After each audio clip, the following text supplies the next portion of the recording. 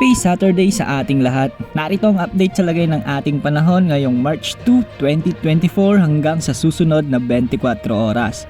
Sa kasalukuyan ay malinis ang kalangitan sa malaking bahagi ng ating bansa at wala rin tayong inaasahang sama ng panahon gaya ng bagyo na makakaapekto sa ating bansa hanggang sa mga susunod na araw.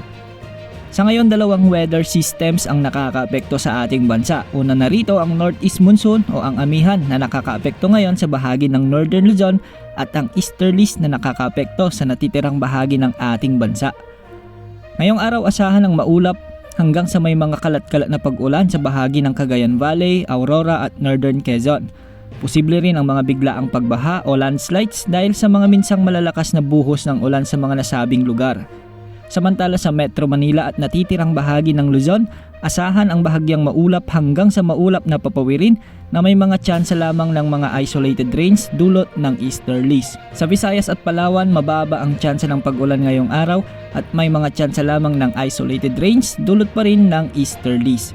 Sa Mindanao, magiging makulimlim ang kalangitan na may mga pag-ulan sa bahagi ng Caraga at Davao Region, kaya posible rin ang banta ng pagbaha at pagguho ng lupa sa mga nasabing lugar.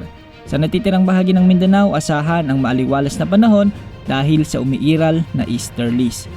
Sa ngayon, walang nakataas na gale warning kaya malayang makakapaglayag ang anumang sasakyang pandagat sa mga karagatang sakop ng ating bansa.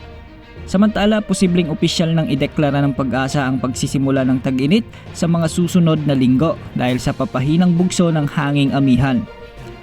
Dahil dito, asahan na mas titindi pa ang mararamdamang heat index sa mga susunod na araw kaya maging alerto sa posibleng banta ng heat stroke at dehydration. Yan po ang latest weather update natin ngayong Sabado. Ito po ang weather update ng bayan. Maasahan anumang panahon.